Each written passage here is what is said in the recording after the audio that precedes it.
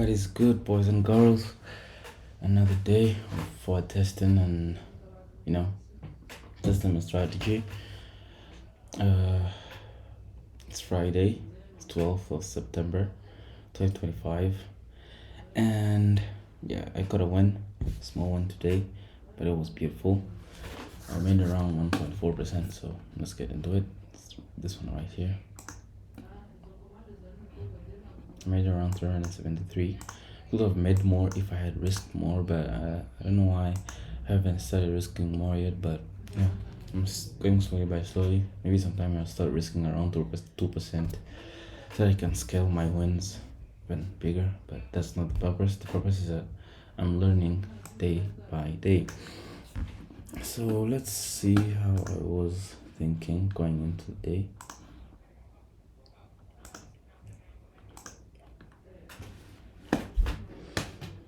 So here we had this economic calendar. We had some news at 10. This prelim consumer sentiment, and my watch list obviously I had in Q and ES. So I was waiting to see what will happen. So I was saying that, look at this here, that we left a big gap, this new day open gap here, and I was thinking maybe we might have another retracement to it by the open or maybe by the news, and then the push higher, because this is end dogs are really beautiful draws on liquidity. And when I got to 4 you can see we have a beautiful fair value gap holding price here, which means this low is absolutely protected.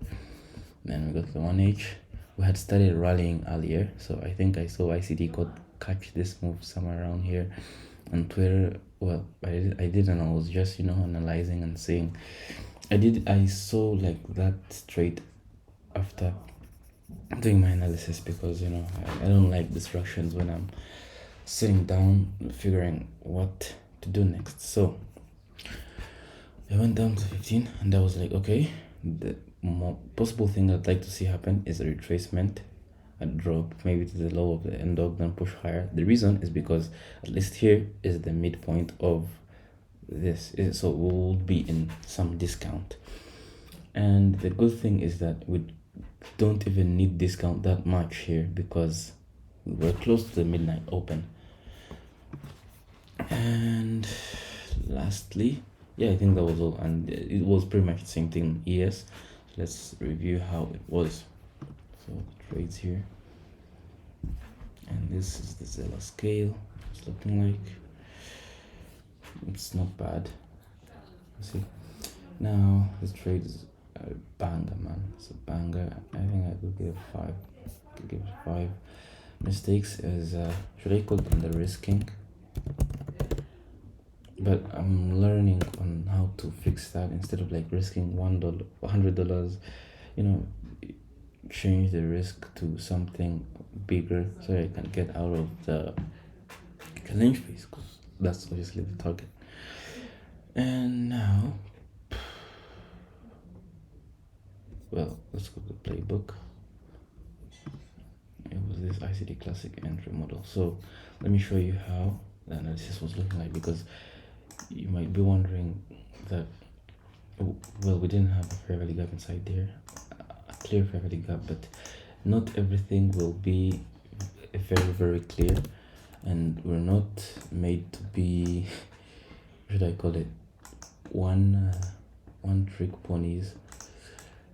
So the idea of just looking at this, but when I go down to 15, there is this thing that happened before market, this move here. So I would have entered here. If it would have been better if I entered here at 9:30, but look at this thing here. We dropped right into OTE, and another good thing is that it was in discount. So that's the first thing. So keep in mind the characteristics we're going to look for. It's the sweep, shift, and retest. So we have this sweep inside here. Keep in mind we are in a high time frame fair value gap, the 4-hour that I showed you recently. We're in discount here, and we also had a shift, which means high time frame here you can enter, and you can use the low time frames as your entry confirmation. So here we have MSS. Now when I go down to 5 here, you can see we drop first, but then here you can't just enter yet. Why? Because we're not in discount, but because you can do it like this. See, we're not yet in discount, but if you do it like this, boom, discount, run these lows at this exact candle, 935, could have been a perfect entry. But what was I doing? I wasn't okay. I was looking at the charts a little bit then, so that markets were kind of aggressive, and I was waiting for the news, so I didn't take any entry, and I ended up going to solve this and but I think it will work. It's a small Rubik's cube. Now let's put that aside and look at this price swing here. So I went in deeper, 1 minute, move this here, and now I look at this price swing here. Well, it wasn't this. Let's go back to the 5 minute though. I want to show you something. So this is the price swing I want us to look at. This price swing here. So remove this fib. Now go back to the 1 minute. So in this price swing, you can see that we pushed higher, dropped, which means this move was rebalanced. Like when I put this here, you can see that this whole move was rebalanced. And when you also do it like this, you can see that this whole move was rebalanced. You can use this recent low because this swing here was rebalanced, this one rebalanced. And here, inside here, we created a big, really good fair value gap. First entry could have been here in the news. And you can see, well, we rarely went below this low. So if you entered probably in this gap, then you're supposed to be somewhere around here. So you can have a really huge amount of heat, but you can see later on we retraced again, put in a very beautiful sweep here, and boom, market starts rallying. And as it pushed, I said we were approaching a crucial level, and I closed. And on this level that we were approaching was a standard deviation level. How can I add some indicators? What's it called? ICT everything, I think. Everything. Okay, it's not here, but you can see it right here in my trading view. So we had these standard deviation levels are printed based off of Asia sessions, so I use them when I'm on the all-time highs. So when you're on the all-time highs, obviously you have no buy side liquidity here, but Asia, as ICT said, prints how the day will go, like some important levels that price will reach for. For example, you can see that if Asia had this, then this is the first standard fib, second one, so we were somewhere around here, and was like, okay, this is the target. But then I realized that 10 a.m.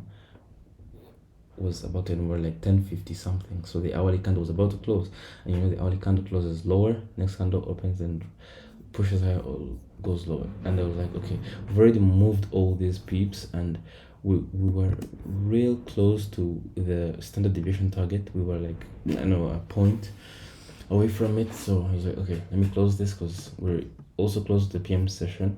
You can see we're already in lunch hour, so I'm thinking lunch hour and PM session are going to rebalance, then maybe eventually push higher. But I could secure my AM session profits right there, maybe have a runner, but this is satisfactory, honestly. So that was the trade of the day. Why did I take this trade? Bullish bias, and all confirmations were meeting, if you call it like that. Confirmations. Good about this trade, everything, not literally everything. I think, okay, I risked around like 150, not full 250, but it could have been better stand. So the good thing about this trade was well, the analysis, obviously. The exit was absolute.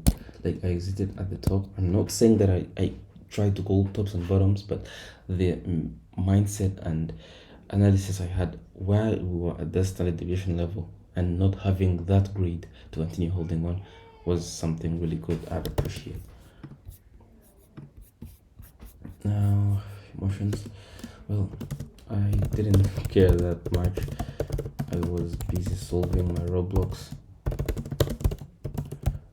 so I entered and waited as long as my stop loss was set. Now What I feel, I was a little bit afraid that I will be cutting profits short,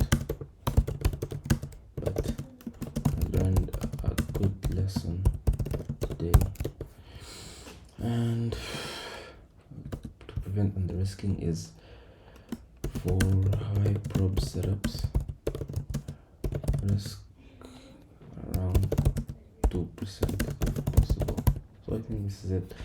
And we reached drawdown of 6.6%. We're now like around 4.5%, which is really good. So I'm grateful for that.